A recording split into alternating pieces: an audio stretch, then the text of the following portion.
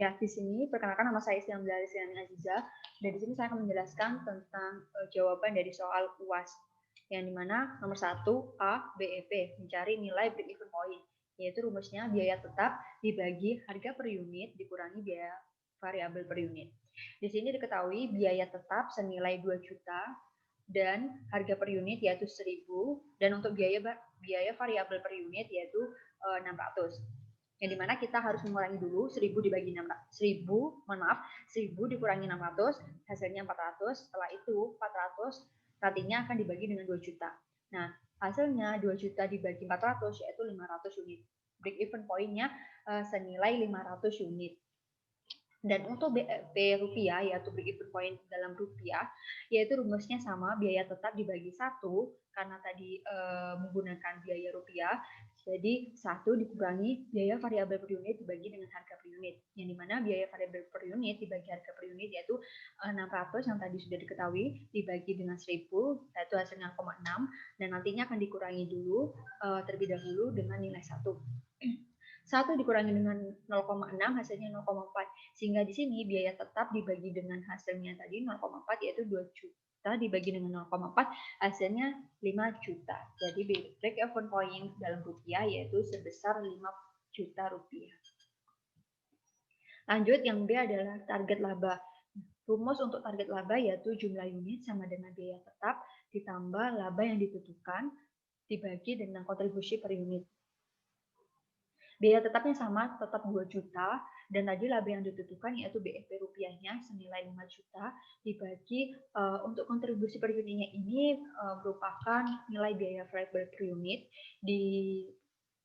berasal dari harga per unit dikurangi biaya variabel per unit, yang dimana 1.000 dikurangi 600 itu yaitu 400, sehingga di sini kita jumlahkan terlebih dahulu 2 juta ditambah 5 juta yaitu 7 juta, dan 7 juta ini akan dibagi dengan hasil yang dimana kontribusi per unitnya itu senilai 400, sehingga di sini target labanya bisa mencapai 17.500.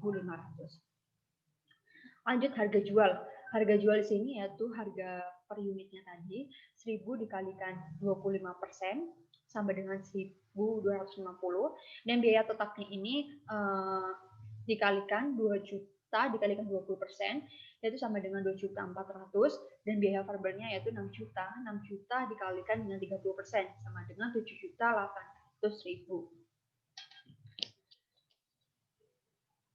Nah, shutdown point.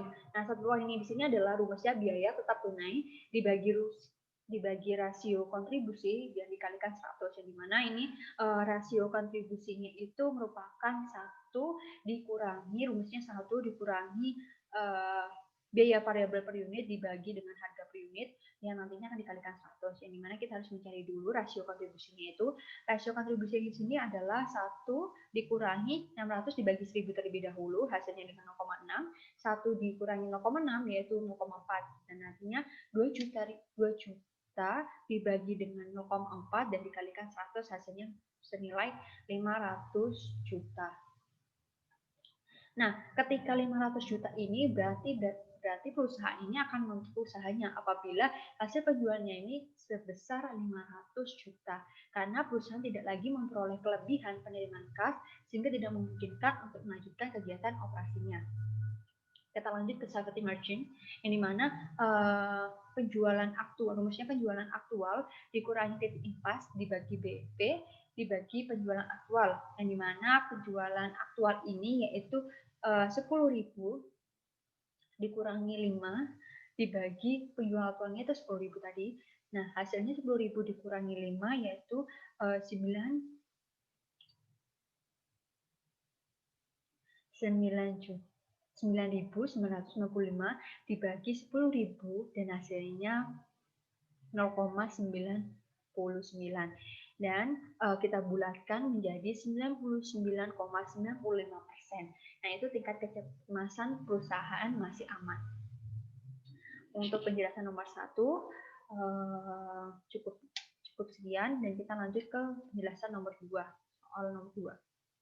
Nah, biaya hutang setelah pajak. Di di sini udah diketahui bahwasanya ada namanya hutang jangka panjang, saham preferred, saham biasa, dan di situ terdapat rasio persenannya, tingkat rasio persennya, yang dimana ketika hutang jangka panjang ini sebelum pajak itu 8% dan pajak itu sendiri sebesar 25%. Sehingga di sini biaya hutang jangka panjang ini kita kalikan dengan penilaian setelah terkena pajak, yaitu 8%, 8% dikalikan 1 dikurangi 0,25. 0,25 ini dari 25%, yaitu hasilnya 6%. Nah, hasilnya 6%. Nah, kita menghitung berapa persen dari setiap nilai hutang jangka panjang, saham preferred, dan saham biasa. Yang pertama, hutang jangka panjang di sini diketahui 400.000 sebesar 400.000. Yang kedua, saham preferred itu sebesar 25.000 dan saham biasa itu sebesar 1.075.000. Nah, di sini totalnya yaitu 1.500.000. Untuk mencari nilai 27%, 1% ini dan 72% ini agar menjadi total 1%, yaitu dengan cara 400.000 dibagi dengan 1.500.000 dikalikan 1%. Dan hasilnya masing-masing tiga akun ini akan menghasilkan 27%, 1%, dan 72%, dan ditotalkan menjadi 100%. Ketika kita sudah mengetahui persentase dari setiap tiga akun itu, maka kita langsung mencarikan komponen modelnya, jumlah biaya komponen dan jumlah modalnya di biaya masing-masingnya itu juga. Nah, di sini ada hutang jangka panjang, saham preferred, dan saham biasa. Dan jumlah modal ini yang tadi sudah diketahui, yang tadi sudah dihitung yaitu 27%, yang kedua 1%, dan yang ketiga itu 72%.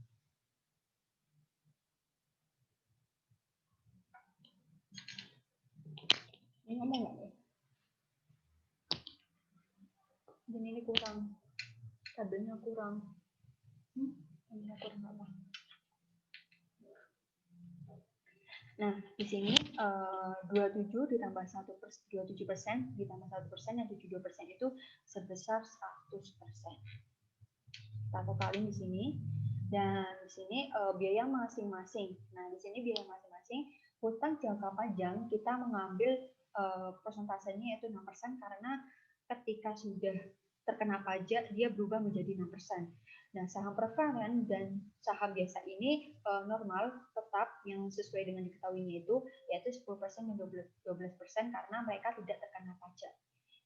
Terus jumlah biaya komponen. Nah, jumlah biaya komponen ini terdapat dari 27% ini dikalikan 6% dan hasilnya 0,062. Dan seterusnya sama saja rumusnya yaitu jumlah modal dikalikan biaya masing-masing dan nanti akan ketemu nih hasilnya dari 0,62, 0,1 dan 0,0864. Kita jumlahkan terlebih dahulu ya. Dari 0,062 ditambah 0,1 ditambah 0,864 itu hasilnya 0,226. Jadi masing-masing tiga akun ini ketika ditotalkan jumlah biaya komponennya itu adalah 0,2026. Nah, setelah kita sudah mencari jumlah biaya komponen, maka kita bisa mengetahui jumlah biaya modalnya itu sendiri, biaya modal keseluruhan. Dalam bentuk persentase ketika ini adalah desimal, maka kita rubah menjadi persentase, yang dimana untuk mempertahankan biaya modal keseluruhan itu sebesar 20,26%. Dari mana ini 20,26%? Yaitu dari 0,2026. Dikalikan 100%. Nah, dan pertanyaannya itu adalah perusahaan harus menjaga dana sebesar 300.000. Kan ini berasal dari ada laba ditahan, terus ada dividen dan laba bersihnya yaitu senilai 500.000, dividennya masing-masing itu 200.000 dan laba ditahannya yaitu 300.000 yang dimana dividend ratio-nya itu adalah 40%. Nah, di sini kita bisa mengetahui bahwasanya perusahaan harus menjaga dana sebesar 300.000 yang dimana laba bersihnya itu dikurangi dengan dividen masing-masing. Nah, kita ketemu yaitu 300.000 sudah diketahui dengan soalnya. Terus kita untuk tetap merupakan bagian sebesar 72% dari keseluruhan modal. Karena ini adalah modal sendiri, maka utama dari modal sendiri itu termasuk ke saham biasa. Nah, saham biasa ini paling cukup tinggi ya, yaitu 72%. Jadi setelah itu 72% ini dari keseluruhan modal yang kita hitung di komponen modal ini. Nah, jika laba ditahan sebesar 300.000 dan merupakan bagian sebesar 72% dari keseluruhan modal, maka besarnya dana tetapnya itu 300.000 ini dibagi dengan 72%. Kenapa hal itu terjadi? Karena kita sudah mengetahui bahwasanya laba bersihnya itu dikurangi dengan dividennya, dan kita sudah mengetahui bahwasanya laba ditahannya sebesar 300.000, dan untuk semua asetnya atau untuk semua keseluruhan rasio persentase dari keseluruhan modal itu jumlah modalnya ada 72%, karena kita ngambil angka yang paling tertinggi, yaitu saham biasa senilai 72%. Kita sendiri 300.000 dibagi dengan 72%, hasilnya yaitu 416.667.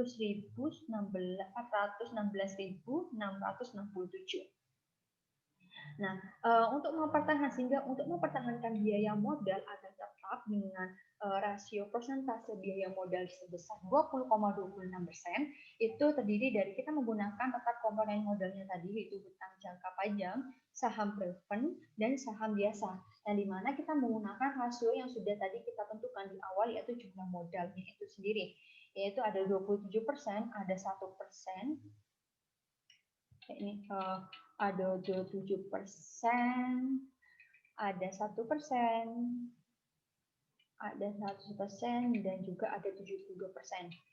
Nah, total 27% ini nantinya akan kita kalikan dengan hasil dari laba yang ditahan itu dibagi dengan rasio persentase dari keseluruhan modal, yaitu dengan sebesar 416.667. Nah, 27% ini kita kalikan dengan 416.667 dan menghasilkan 112.500. Dan otomatis untuk saham preferred dan saham biasa itu mengikuti juga dengan rumus yang hutang jangka panjang itu. Nah, di sini bisa diketahui bahwasanya ada sebesar 4.167 dan 300.000. Kita totalin semuanya, hasilnya akan sama dengan perkalian yang tadi. Hasilnya akan sama dengan pembagian yang tadi kita lakukan di sebelum itu. Sebelum kita melakukan langkah pengkalian 27.000 dengan biaya keseluruhan modal itu. Setelah kita sudah mencari nilai tersebut, kita masuk ke perhitungan biaya modal. Nah, untuk perhitungan biaya modal itu sendiri sama, tetap menggunakan komponen modal dan jumlah modal biaya masing-masing, jumlah biaya komponen. Dan apabila untuk mempertahankan biaya modal rata-rata tadi itu, ketika kita sudah memberikan bentuk biaya modal yang tadi dibagi dengan keseluruhan persentase keseluruhan modal, maka kita harus mencari biaya modal rata-rata dari awal hingga akhir, yaitu perhitungan biaya modal di sini adalah komponen modal yang pertama hutang jangka panjang, saham preferred, dan saham biasa. Kita jumlah modal di sini kita sudah beralih menggunakan nilai rupiah yang sudah kita kalikan persentasenya ini dengan hasil dari biaya modal tersebut, dan hasilnya 125.500, 4.167, dan 300.000 ini.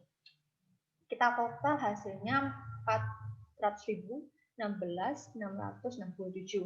Setelah itu biaya masing-masingnya sama menggunakan yang awal, yaitu tetap menggunakan persen, 10%, dan 12%. Nah, untuk jumlah biaya komponen di sini ya kita perkalikan jumlah modal dengan biaya masing-masing. Terdapat 6.750, 417, dan 36.000. Setelah itu kita total hasilnya 43.167. Jadi untuk biaya mempertahankan biaya modal rata-rata tertimbang adalah sebesar 416.667 dengan memperhatikan jumlah biaya komponennya. Jumlah biaya komponennya itu berapa? Jumlah biaya komponennya itu adalah sebesar 43.167. Nah, untuk pertanyaan selanjutnya, bagaimana jika ada dana tambahan sebesar 200.000? Sama tadi, kita untuk yang diketahui itu sama, tapi cuma ditambahkan estimasi saham biasa senilai 10%. Nah, yang tadi kan diketahui bahasanya adanya saham preferred itu 10% dan saham biasa 12% dan hutang jangka panjangnya 8% sebelum pajak, tapi setelah pajak berubah menjadi 6%. Kita masukin aja langsung komponen modal, jumlah masing-masing, jumlah biaya komponen.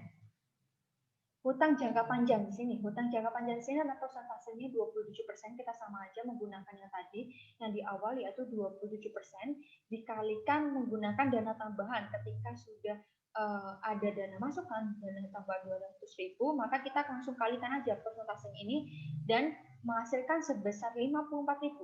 Untuk seterusnya untuk saham preferred dan saham biasa sama, rumusnya sama, 100% dikalikan 200.000, 72% dikalikan 200.000, dan hasilnya sama, dan hasilnya 200.000.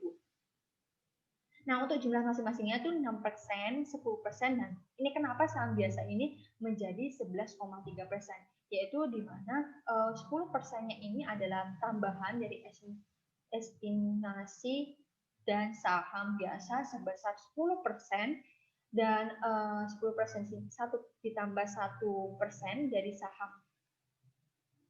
preferred ini jadi 11%, terus juga ditambah dengan 10% dan hasilnya menjadi 11,3%. Setelah menjadi 11,3%, di sini kita tinggal langsung kalikan saja jumlah biaya komponen, rumusnya tetap sama, jumlah modal dikalikan jumlah masing-masing, yaitu 54.000 dikalikan 6%, 2.000 dikalikan 10%, dan 114.000 dikalikan 11,3%. Nah, di sini ketahui sebesar untuk hutang jangka panjang itu jumlah biaya komponennya senilai 3.240, untuk saham preferred itu senilai 200, dan saham biasa itu senilai 12.882. Kita totalin hasilnya menjadi 16.323. Jadi untuk jumlah modal untuk dana tambahan 200.000 ini, kita bisa mengetahui bahwa ukur jumlah biaya komponennya itu adalah sebesar 16.323. Nah, setelah itu, ketika kita sudah menyusun dana tambahan 200.000, dan di sini persentasenya yang tadi persentasenya ini tetap yaitu 20,26%, naik dari 416.667 menjadi 446.667. Dari nilai ini dari mana? Yaitu dari 416.667 ini ditambah dengan 30.000. Kenapa 30.000? Yaitu 30.000 ini adalah biaya yang tadi, yaitu laba ditahannya itu sebesar 300.000, ya dimana kita estimasinya itu senilai 10%, sehingga di sini 300.000 dikalikan 10% hasilnya 30.000. Kita tambahkan menjadi 446.667, sehingga kebutuhan dana ketika dana tambah 200.000 untuk mempertahankan rasio 20,26%, yaitu sebesar 446.667, baru menaikkan marginal cost of capitalnya.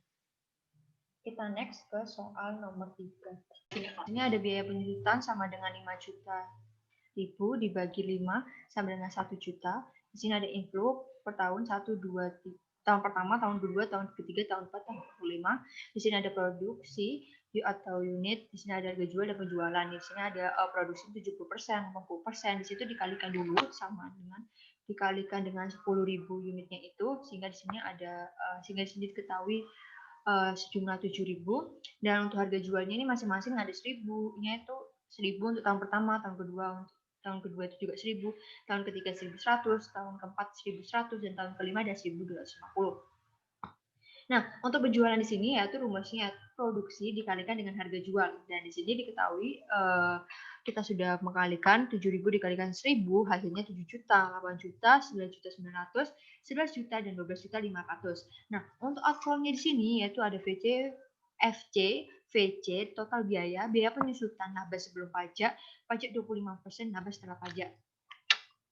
Nah, VJ-nya itu adalah belum termasuk biaya tambahan beban biaya penyusutan. Di sini biaya penyusutannya itu sebesar 1 juta. Sehingga di sini masing-masing item VC per tahun, masing-masing untuk tahun pertama, tahun kedua, tahun ketiga, tahun keempat, tahun kelima sebesar 500.000, 600.000, 700.000, 800.000, 900.000.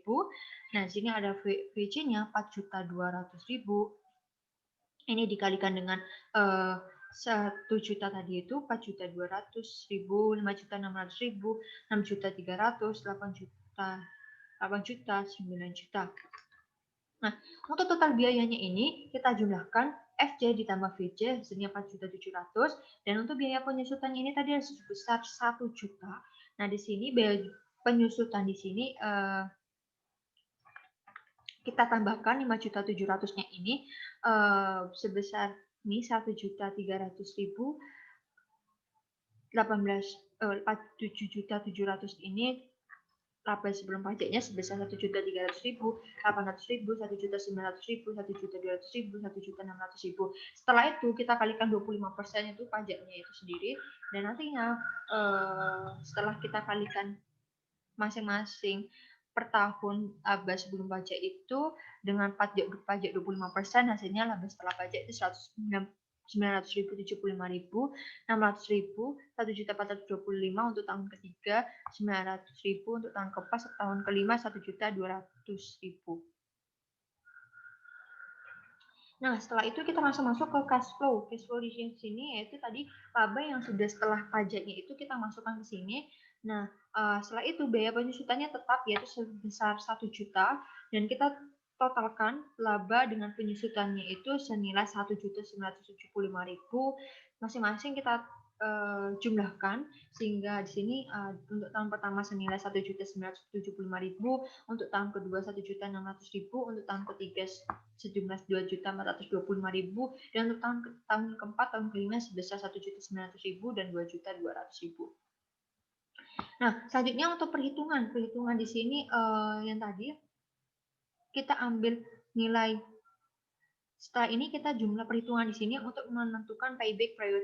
Nah, payback periodnya di sini yaitu pertama untuk ketika 1 juta ditambah dengan 1.975.000 menghasilkan 3.025.000, dan seterusnya selanjutnya 1 juta 3 juta 1 juta 975.000 ditambah 1 juta yaitu 2.975.000 ditambah 1.600.000 dan seterusnya, hingga di sini untuk tahun ketiga yaitu sebesar 2.425.000. Dan di sini perhitungan untuk tahun selanjutnya untuk ke tahun ketiga yaitu sebesar 3.225.000, sehingga di sini tidak mencakup di sini lebih besar perhitungan daripada laba ditambah penyusutan untuk pada tahun ketiga.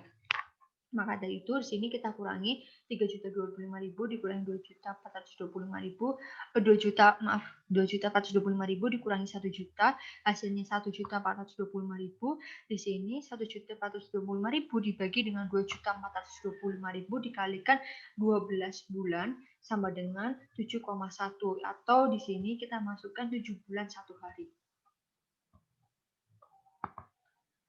Nah, untuk average rate of return-nya itu ARR, di sini rumusnya laba setelah pajak dibagi investasi awal dikalikan 100%, di sini 5.100.000 yaitu total dari laba setelah pajak itu dibagi dengan investasi awal senilai 5 juta, kita bagi dulu hasilnya kita kalikan hasilnya 1.100.000 dikalikan 100% hasilnya 1,02, atau di sini 102%.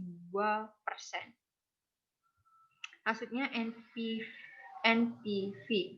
NPV adalah net present value. Di sini net present value-nya laba setelah pajak, tetap laba setelah pajak, penyusutan, net cash flow, diskon faktornya ini kita menggunakan diskon faktor 10%, di mana itu sudah akurat, dan di sini present value-nya.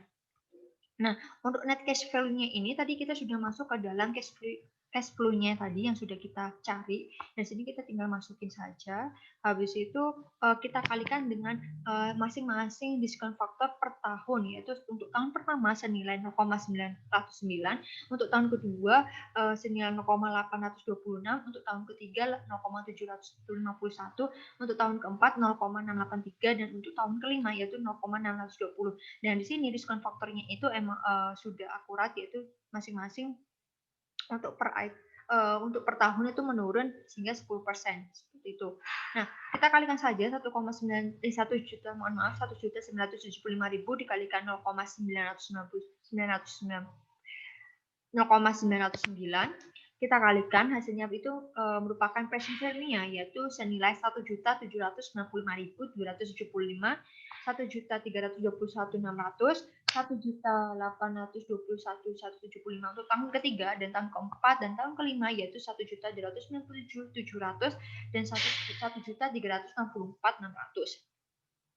Setelah itu ketika kita sudah menemukan present value-nya masing-masing tahun, di sini kita masuk ke present value of process-nya itu. Nah, di sini kita totalin semuanya present value-nya itu dan ketemu 7.599.750 dan total inti investment-nya itu sebesar 5 juta. Dari awal tadi yaitu sebesar 5 juta, kita kurangi 7.599.750 ini dikurangi dengan 5 juta, hasilnya 2.599.750. Untuk net present value-nya. Nah, untuk mencari IRR-nya ini kita harus membandingkan net present value-nya ini dengan diskon faktor 10% dan diskon faktor 30%. Di mana untuk mencari IRR-nya ini kita mencari diskon faktor 30% dengan output-nya total dengan outputnya net present value-nya ini harus bersifat negatif karena kita harus membandingkan net present value-nya ini ketika positif dengan net present value-nya ini ketika negatif. Nah, kenapa kita memilih diskon faktor 30% ini agar lebih besar dari 10% itu? Nah, untuk diskon faktornya 30% ini sama tadi menggunakan net cash flow yang tadi, cuma yang membedakan di sini adalah diskon faktor 30%-nya ini. Nah, untuk diskon faktor 30% ini kita menggunakan awal 0,7692 itu nanti untuk tahun kedua, tahun ketiga, tahun keempat, dan kelima itu sama ya, sama-sama menurun dikalikan 30% itu dan ketemu 0,5917, 0,4551, 0,3501, 0,2693 menurun ya semakin mengecil. Kita langsung masukkan net cash flow-nya ini dikalikan dengan diskon faktor 30% yaitu menghasilkan present value 1.519.170 dan tahun kedua 946.720 dan tahun ketiga 1.103.618, tahun keempat 665.190 dan tahun kelima yaitu 592.460. Setelah present value-nya ini sudah diketahui pada masing-masing tahun, kita jumlahkan dan hasilnya yaitu 4.827.158. Setelah itu kita mengetahui total initial investment-nya itu yaitu total initial investment-nya itu sama yaitu 5 juta. Setelah itu kita kurangi dengan 5 juta, hasilnya kan negatif, net present value-nya ini negatif 172.842. Jadi otomatis kita bisa membandingkan diskon faktor 10% dengan diskon faktor 30%. Nah, rumusnya IRR-nya ini kita menggunakan diskon faktor diskon faktor 10% yang awal ditambah net present value yang pertama dibagi dengan present value of process-nya yang pertama dikurangi present value of process-nya yang kedua, sehingga di sini ada 2.771.592 dikalikan diskon faktor 30% dikurangi 10% dengan hasil 20%. Nah, setelah itu kita menemukan jawaban dari IRR-nya itu dengan rasio 28,8%. Lanjut untuk break even point-nya itu sendiri, di sini ada break even point rupiah dan break even point unit. Nah, untuk break even point-nya untuk rupiah, kita sama menggunakan biaya tetap, biaya variabel, penjualan, BEP, biayanya itu tadi. Nah, untuk biaya tetapnya tadi itu sudah menggunakan laba yang tadi di awal, yaitu menggunakan penjualan yang pertama 1.500.000 kedua 1.600.000, 1.700.000, 1.800.000, 1.900.000. Nah, untuk biaya variabelnya tetap 4.200.000, 5.600.000, 6.300.000, 8 juta 9 juta ribu. Nah, untuk penjualannya ini kita tetap sama yang tadi kita sudah cari penjualannya itu. Nah, untuk BEP-nya itu sendiri kita mengkurangkan semuanya 1.500.000, 4.200.000, dan 7 juta ini menghasilkan BEP senilai 3.750.000, 5.335.000, dan 4.722.000, 6.666.000, 6.785.714. Itu nanti dikalikan juga sama persentasenya. Oh tidak, mohon maaf di sini untuk BEP-nya itu sendiri 4.200.000-nya itu dikurangi penjualan dibagi dengan biaya tetap.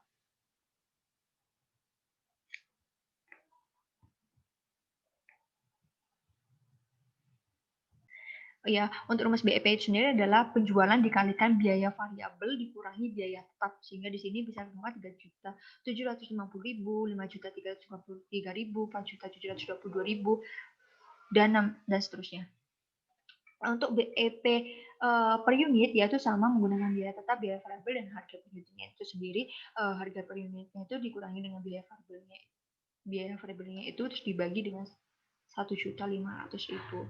Sehingga di sini hasilnya 3.750, 5.323, 4.250, 6.000, 5.428.